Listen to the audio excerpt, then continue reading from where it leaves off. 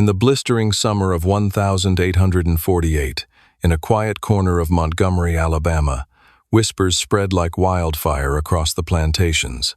They told of a young white woman, Caroline Hurst, the daughter of one of the most feared plantation owners in the region, and her forbidden affection for a slave named Isaac. Their story began in secrecy, behind shuttered windows and candlelight, but ended in blood and deception. This was no ordinary affair. Caroline had done the unthinkable. She had granted Isaac his freedom, an act punishable by her own father's wrath and by the law of the South. But when freedom came at last, so did betrayal. For within days, she sold him again to a man who would take him farther than he could ever return. What drove her to such cruelty? Love? Fear? Or the crushing weight of the world that told her she could never love a man like him and survive? This is the story of Alabama's double cross of 1848, where love was currency, freedom was an illusion, and betrayal wore the face of devotion. Caroline Hurst was born into a life gilded in luxury and laced with cruelty. Her father, Thomas Hurst, owned over 100 souls on his cotton plantation just outside Montgomery. To him, people were numbers, and affection was a weakness. Caroline, however, was different. From a young age, she showed a softness that her father despised, stopping to speak with the house servants, learning their songs, and even reading aloud to them when her tutors weren't looking. That was how she met Isaac. He was tall, quiet, and far too intelligent for his station. Born into bondage but blessed with a calm, observant mind, Isaac had long learned how to hide his thoughts. When Caroline read poetry in the veranda, Isaac would often be there, pretending to clean, pretending not to listen, pretending not to understand the words that stirred something dangerous between them both. Their connection grew in silence, a stolen glance here, a whispered word there. She found in him what she never found among her suitors: honesty. And he found in her something he had long forgotten was possible: kindness. But kindness was a dangerous thing in Alabama. When Caroline turned 21, her father arranged for her to marry Edwin Barrett, a wealthy merchant twice her age. The engagement was swift, political, and profitable, and it broke something inside her. That night, she went to Isaac's quarters for the first time. The moon was high, and her heart pounded like a drum of war. Isaac tried to stop her, warned her of what would happen if they were caught, but she silenced him with trembling hands.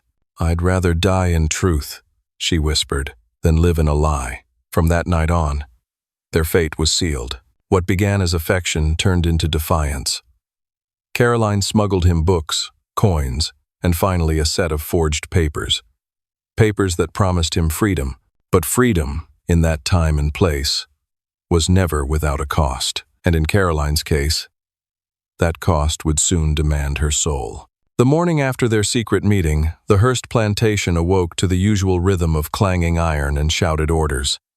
But for Caroline, the air felt charged with something new, something dangerous. She had made her decision. For weeks, she had watched Isaac from her window, memorizing every movement as he worked in the fields, as if to burn his image into her memory. She couldn't bear to think of him in chains any longer. The guilt had been eating her alive, the knowledge that the man she loved lived each day at her family's mercy. Caroline had always been clever, but that cleverness had been spent on trivial things, escaping her father's lectures, avoiding unwanted suitors, keeping her dignity intact at the grand dinners her family hosted. But now, her cunning had a purpose. She began to steal. First, from her father's study, a few coins from a strongbox. Then, from the overseer's ledgers, altering records, shifting names and duties so that Isaac's absence would go unnoticed for several days when the time came. And then came the biggest theft of all: the papers. Her father's cousin was a clerk in Montgomery, responsible for handling legal documents, including manumission certificates. With the help of a servant loyal to her, Caroline bribed the clerk to forge one granting Isaac his freedom in recognition of faithful service. It was dangerous work. If discovered, both of them could hang. When she finally presented the papers to Isaac, his hands trembled as he took them. "This," he whispered, unable to finish the thought. "You would do this for me?" Caroline reached out, placing her hand over his. "No," she said softly. "I do this for us." The word "us" hung in the air like a prayer. Isaac tried to speak, but emotion robbed him of words. He wanted to trust her, but years of cruelty had taught him that freedom was a trick dangled before the desperate. Yet when he looked into her eyes, clear, blue, and unflinching, he believed her. That night, Caroline began to plan their escape. She had learned from her father's map that the Tennessee border could be reached in less than a week if they traveled at night. There were rumors of sympathetic traders and free blacks who helped runaways. If they could just reach Nashville, they could start anew. Isaac listened, silent at first, then nodded slowly. "You'd come with me?" he asked. Her answer was immediate. "There's nothing left for me here. There's nothing left for me here." But her heart betrayed a flicker of hesitation, one that Isaac, in his hope, did not see. For Caroline had not told him everything.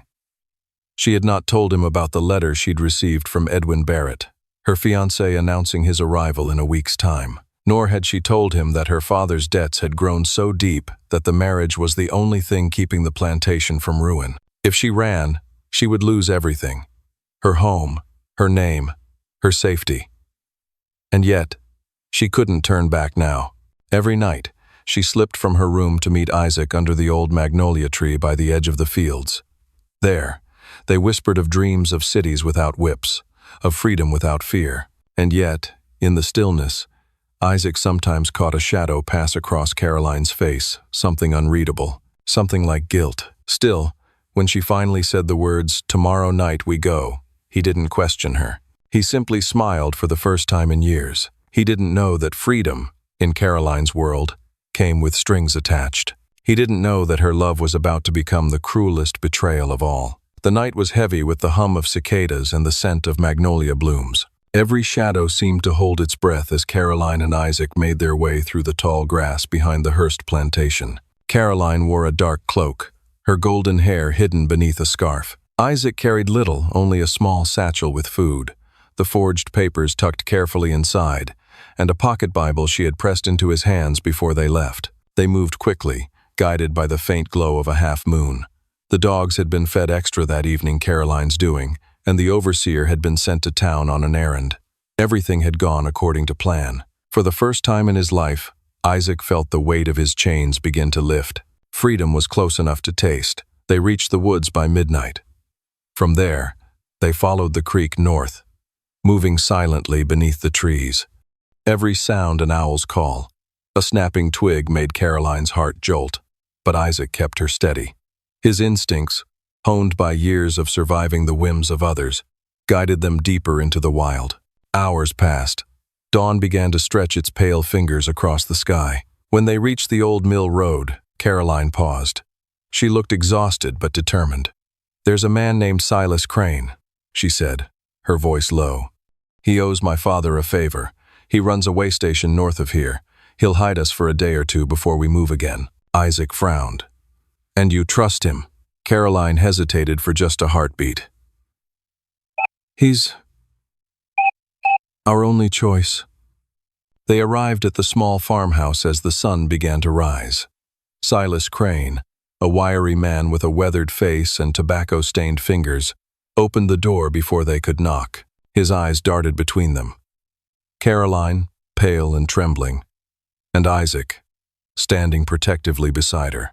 "Well, I'll be damned," he muttered. "You really did it." "Silas, please," Caroline whispered.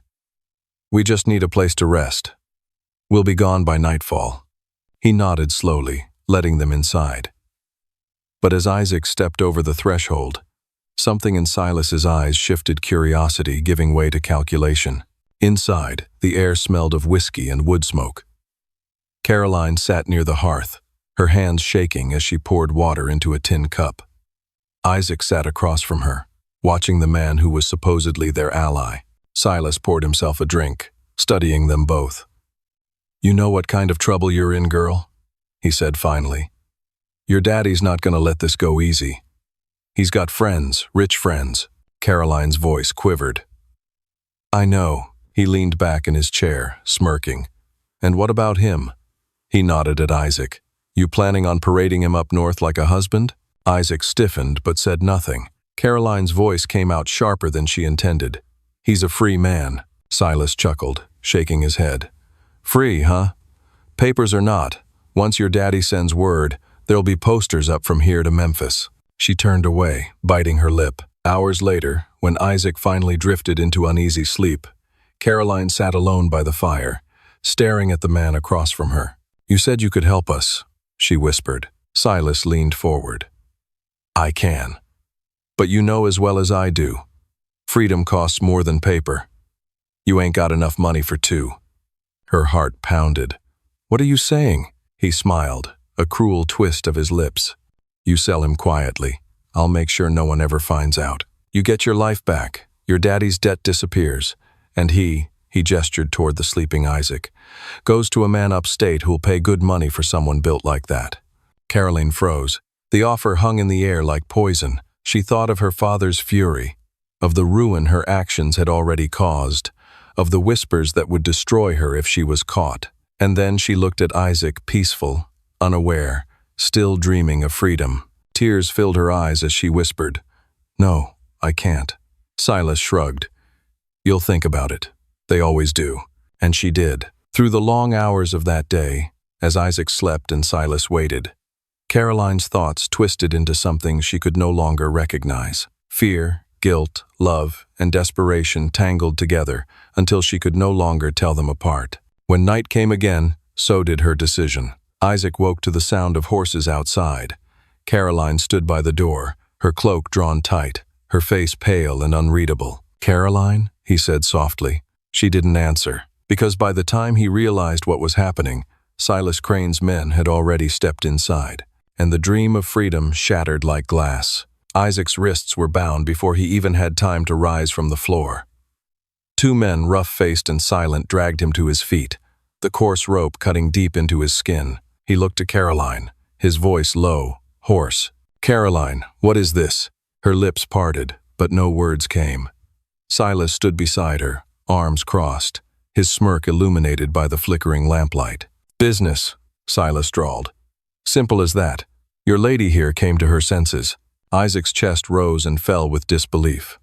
"That can't be true," he said, his voice trembling. "Caroline?"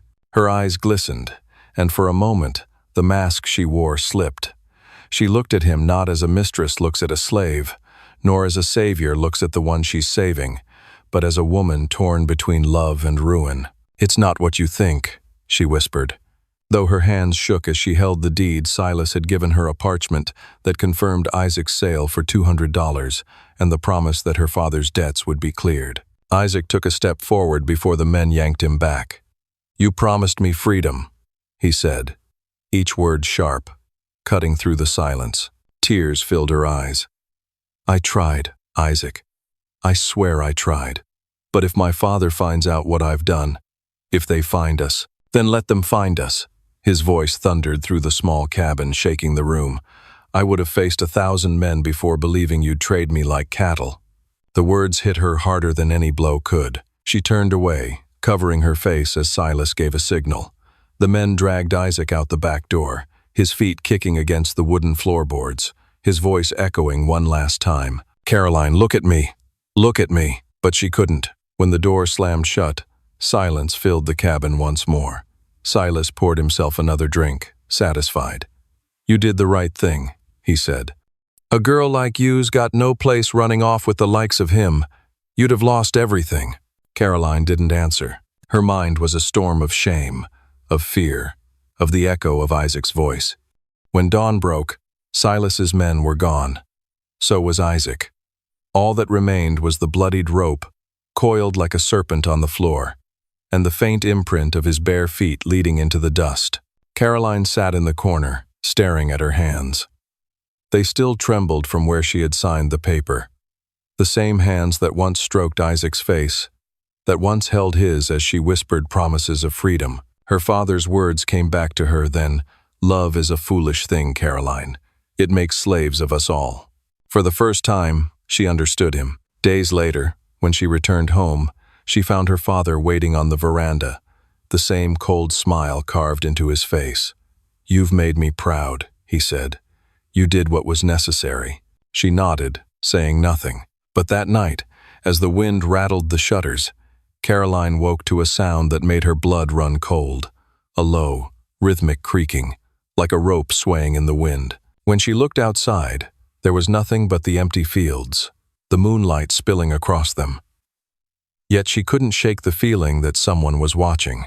And then came the letters. Weeks later, a sealed envelope arrived, no name, no return address, only one sentence written in uneven ink. "You sold me once, but I will not hang twice." Caroline dropped the letter, her breath catching in her throat. For the first time since that night, she began to pray. The letter haunted her. Caroline read it again and again until the ink began to blur under her tears. "You sold me once, but I will not hang twice." The words were seared into her mind, echoing in every creak of the floorboards, in every gust of wind that rattled the shutters at night. Her father dismissed it, of course. "Idle threats," he said, tossing the letter into the fire. "The man's long gone. You've done your duty, and the matter's settled." But Caroline wasn't so sure. The nights grew long and restless. She would wake to strange sounds, footsteps on the veranda, soft murmurs in the hall. Once, she swore she saw a figure standing by the edge of the cotton fields, tall, broad-shouldered, unmoving. But when she lit a lantern, there was nothing there but the whisper of dry stalks swaying in the night breeze. Whispers began spreading among the workers, too. They said that one of the wagons carrying slaves to auction north of Montgomery had overturned in a storm. Bodies were found, all except one. A man named Isaac had vanished into the flood-swollen river. "Some say he drowned," a housemaid murmured one morning. "Some say he didn't." Caroline's spoon clattered against her saucer. She rose from the table without finishing her tea. That night, she dreamed of water, of hands reaching from beneath it, of a face emerging, pale and calm, eyes open and knowing. She woke, gasping for breath, her nightdress clinging to her skin with sweat. But the dreams didn't stop there. Each night, they grew clearer. Sometimes, she saw the mill house again, the one where she'd betrayed him. But this time, she was the one tied to the chair, and Isaac stood before her, silent, his eyes reflecting the flicker of lamplight. By the third night, she couldn't bear to sleep. She began to wander the halls at odd hours, her candle trembling in her hand. The portraits of her ancestors seemed to watch her. The house felt colder than it had ever been. Then one morning, a field hand refused to go out to work.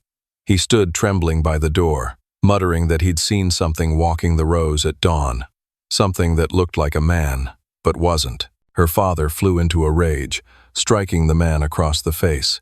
"You'll work, or you'll be whipped," he shouted. But that evening, he didn't come home for supper. When they found him at midnight, his horse was still tethered to the gate, and his body was hanging from the old magnolia tree, his face pale and swollen. Caroline collapsed when she saw him. The overseer tried to calm her, but his voice shook when he spoke. "There ain't no footprints," he whispered. "No sign of anyone. It's like he was lifted right off the ground." The letter came the next morning. No seal this time, just folded parchment, damp with dew. "You freed me once, then sold me twice. Now I return the favor." Caroline screamed and threw it into the fire, but the words burned into her mind as the paper turned to ash. By then, no one would stay in the house after sundown. Servants whispered of strange noises, low singing drifting through the fields. The sound of chains clinking faintly in the dark. Caroline stopped eating. She spent her nights staring out the window toward the magnolia tree, waiting for a shadow she could no longer deny. And one night, she saw it. The moonlight caught on, a figure standing among the trees, tall, still, watching. Her lips parted in a trembling whisper. "Isaac?" The figure didn't move, but she heard it, the faintest reply carried by the wind. "You said you'd come with me." And then he was gone. Caroline sank to her knees, weeping, as the candle flickered out. The next morning, she told the overseer to ready the carriage. "I'm leaving," she said. "For Montgomery. Tonight." But the overseer hesitated. "Miss Hurst," he said quietly. "The road's flooded. No one goes that way anymore. Folks say the river's cursed." Her heart turned to ice, because she knew exactly which river he meant. Caroline didn't sleep the night before she fled. The house had grown too still, the kind of silence that feels like something listening. Every floorboard, every sigh of the wind through the shutters seemed to echo her heartbeat. Her candle had burned down to a stub. The once grand plantation, which had bustled with servants, laughter, and the hum of daily life, now lay hollow, a corpse of a home. When dawn came, it didn't bring light. A storm had rolled in from the west, the sky swollen and gray. The air felt heavy, thick with rain and dread. She packed only what she could carry: her mother's rosary, a silver comb, and the deed to the estate. She left her gowns, her jewelry, even her father's portrait on the parlor wall. All of it felt cursed now, tainted by what she had done. The overseer met her by the carriage. His eyes were bloodshot, his hands trembling as he adjusted the harness. "You sure you want to go, Miss Hurst?" he asked quietly. "Ain't no safe road to Montgomery. Flood washed half the bridge clean away." "No, I'm not staying here another night," she said, voice firm though her hands shook. "The house is haunted." The man hesitated, then looked past her toward the magnolia tree. "Maybe it's not the house that's haunted, ma'am." Caroline followed his gaze, but the branches swayed empty. She turned away quickly. "Drive," she ordered. The wheels creaked through the mud as they rolled down the path, the house shrinking behind her. Each turn of the wheels felt like a prayer for distance from the graveyard, from the river, from the memories. But the storm worsened. Rain came in sheets, the wind slicing through the cotton fields. The sky cracked with thunder that shook the ground. Hours passed. The overseer urged the horses forward, but when they reached the bridge over the river, they found it half collapsed. The wooden beams jutted out at odd angles, slick with moss and rain. "We can't cross that," he said. Caroline stared at the water below, dark, swollen, and churning. "We have to," she said. "I won't go back." The overseer tied the reins to a post. "I'll walk ahead, see how far it goes." But he didn't make it far. The bridge groaned under his weight, and then a sound like wood snapping in half. The man vanished with a cry. The river swallowed him whole. Caroline screamed his name, but the rushing water drowned her voice. And then, through the rain, she saw something, a shape moving upriver. Not debris, not driftwood.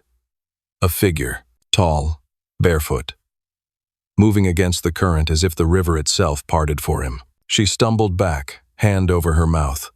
The rain stung her face, but she didn't feel it. The figure stopped in the middle of the torrent, water lapping at his chest. Slowly, he lifted his head. Even from the distance, she knew those eyes. "Isaac," she whispered. The wind answered with a whisper of its own. "You said you'd come with me." Her knees buckled. "You're not real," she gasped. "You can't be." But he was still there, and he was smiling, not cruelly, but sadly, like a man who'd waited too long for someone who never came. She ran. She didn't know where, only that she couldn't face him. The rain turned the road to muck, and her boots slipped as she fled into the woods. Branches tore at her dress, lightning split the sky, and in every flash she thought she saw him closer, clearer, always just behind her. By the time she reached the old mill house, she was half mad with fear. The same mill house where she'd betrayed him years ago. She fell to her knees inside, gasping for breath. The roof still leaked in the same place. The rope she'd once used to bind him still hung from a beam, frayed and darkened by time. She sank to the floor and wept. "I did what I had to," she whispered. "You don't understand, they would have killed us both."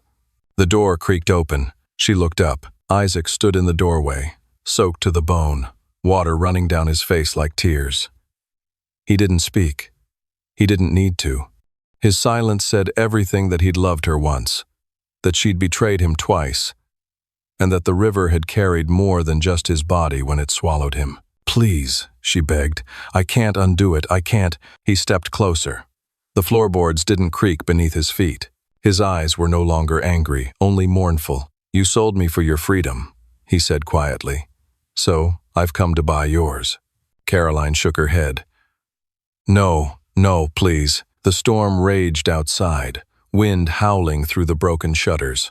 The water from the river began seeping into the mill house, rising inch by inch. She backed away, but there was nowhere to go. The current reached her ankles, then her knees.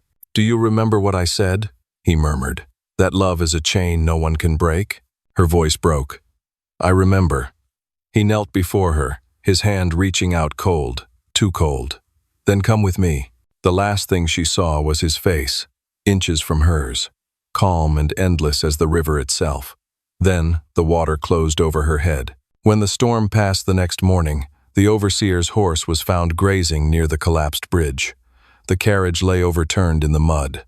Caroline Hurst's body was never recovered. But in the years that followed, travelers swore that when the river rose too high, they saw a woman standing in the shallow's pale dress, clinging to her skin, eyes searching the horizon. Sometimes, beside her, stood a man, tall and silent, his hand resting on hers. And when the thunder rolled over the water, it carried a whisper that only the guilty could hear. The river remembers. Autumn came late to Alabama that year. The fields stood barren, the cotton picked clean, the soil dry and cracked like forgotten skin. But along the river, life refused to die. The willows hung low, whispering secrets to the water, and the fog that rolled in every dusk moved like memory, made visible, slow, deliberate, alive. The locals had stopped calling it the Hearst River. They called it Whispers Bend now. No one went near it after dark. They said the river hummed low and deep like someone singing a song you could almost recognize but couldn't name. The old plantation house still stood. Its paint was peeled away by rain and rot. Its shutters hung askew, and vines had crawled up the veranda like green veins reclaiming flesh. The roof had caved in where lightning struck that stormy night. The townsfolk let it rot. They said every hammer that touched it broke before the first nail hit wood. But one man didn't listen. Thomas Whitlow, a drifter from Montgomery, bought the land for nearly nothing. He said he didn't believe in ghosts, that the stories were Negro tales to scare children. He was a hard man, tall, sun-browned, eyes pale as slate. He came with a wagon, 2 mules, and a new bride, Lily, a woman barely 19. The first night they slept in the front room. The house breathed. That's what Lily said later, that the boards under the floor sighed, that the shutters moved even when the wind stood still, and that sometimes, when she turned her head too fast, she swore she saw a woman's shadow disappear around a corner. Thomas laughed at her fears. "You're just lonely, girl. Houses make noise. Wind makes whispers." But on the 4th night, he woke to the sound of running water, close, too close. He lit a lantern and saw a wet trail leading from the front door to the parlor, though the rain hadn't fallen in days. The footprints were small, barefoot. He followed them until they stopped before the grand mirror, the one that had hung there since the Hearsts' time. The glass was fogged, slick with moisture. He wiped it clean. Behind his reflection, a face stared back, pale, drenched, eyes black as night. He stumbled back, the lantern crashing from his hand. The flame flared, died. When he looked again, the mirror was empty. The next morning, he boarded it up. Lily found him drinking before noon. He said nothing, only stared out toward the river, where fog curled and lifted like smoke. That night, she woke to the sound of whispering, soft, like women's voices. She thought it was the wind again until she heard her name. Lily. She turned over, eyes wide. Thomas snored beside her, dead drunk. The whisper came again, from the corner of the room. Lily sat up. In the dim glow of the dying fire, she saw a shape, a woman's figure standing by the window. Long white dress, dripping wet, hair clinging to her shoulders. Lily froze. "Who's there?" The woman didn't move. Then so soft it barely disturbed the air, she said, "He's not yours." Lily's throat went dry. Who's not mine?" "The man in your bed. He was mine once. He sold me. Then he drowned me." Lily's heart thundered. "You mean Thomas?" "He's never." "He wouldn't." The figure tilted her head, and in that moment, Lily saw her clearly not flesh, but river water made woman, eyes hollow and endless. "Men like him always would," Lily screamed. Thomas bolted awake, cursing, grabbing his pistol. But when he lit the lamp, the room was empty. No woman, no wet floor, no trace but a faint scent of rain. By dawn, they were ready to leave. But when Thomas went to hitch the mules, he found the wagon wheels half sunk into the earth, as though the ground had swallowed them overnight. He cursed, pulled, dug, but the more he tried, the deeper they sank. That night, he didn't sleep. He sat by the window, shotgun in hand, eyes fixed on the river. It was near midnight when he saw her. She walked out from the fog, barefoot, the hem of her dress trailing ripples through the shallows. A man followed her, tall, broad-shouldered, silent as a shadow. They moved together like echoes, like one being split in two. Thomas rose, breath shallow. He aimed the gun. "Who's out there?" he shouted. Neither answered. They just kept walking until they reached the spot where the water turned darkest. Then they stopped, turned, and faced him. Lightning flashed. For a split second, he saw them both clearly, Caroline and Isaac, her eyes full of sorrow, his full of judgment. The flash ended. They were gone. Thomas fired anyway. The echo rolled across the river. When silence returned, it felt alive. Lily found him the next morning by the riverbank. His body lay face up, half in the water, eyes open to the gray sky. His skin was pale, cold, and wet, though the night had been dry. They buried him by the edge of the property. Lily left before sunset, walking the long road barefoot. When she reached town, she told the sheriff, "The house ain't empty. They're still in there, the woman and the man. They come with the river." No one went back. Years later, travelers still spoke of the plantation by Whispers Bend. On misty mornings, some swore they saw two figures walking hand in hand through the shallows, one white, one black, their reflections rippling side by side. And sometimes, when thunder rolled across the horizon, if you listened close enough, you could hear a voice riding the wind, soft, mournful, eternal. Love is a chain no one can break. And beneath it, another voice, low as the river's song. The river remembers.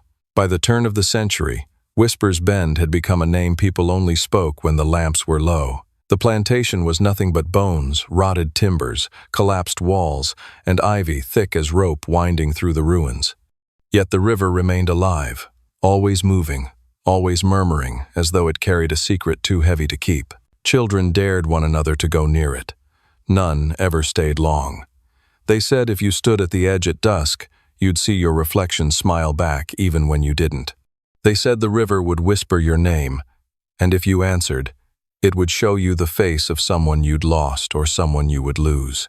The last person to live near the river was an old preacher named Elijah Cole.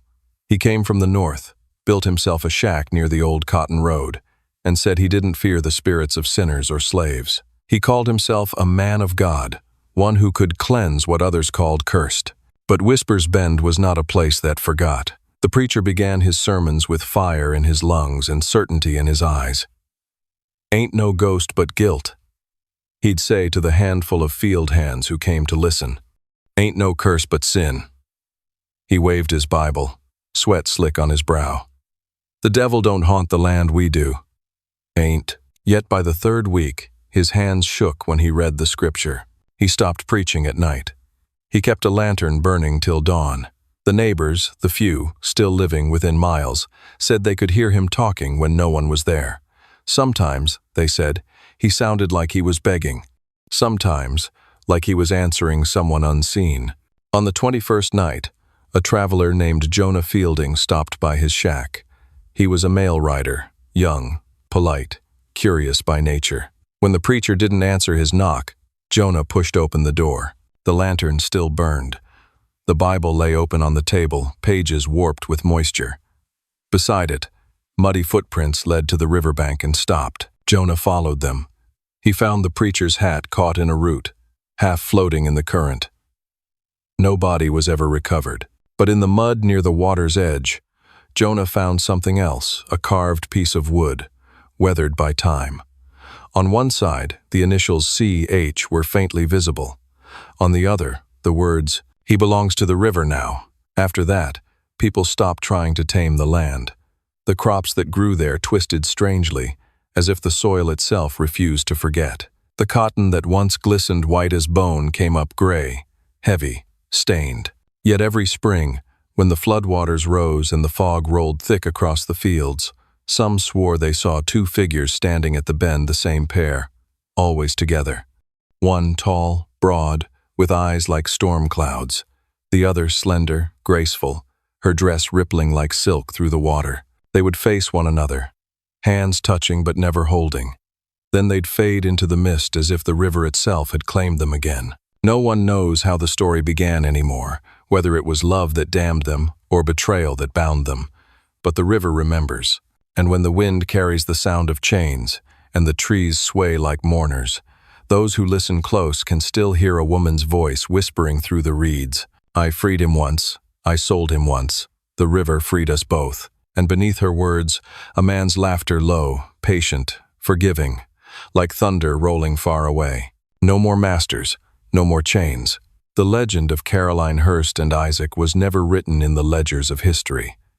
The plantation fell, the family name rotted, and time moved on. But in Georgia and Alabama, people still warn their children when the fog creeps in. Never walk too close to the water at night. The river remembers who was betrayed.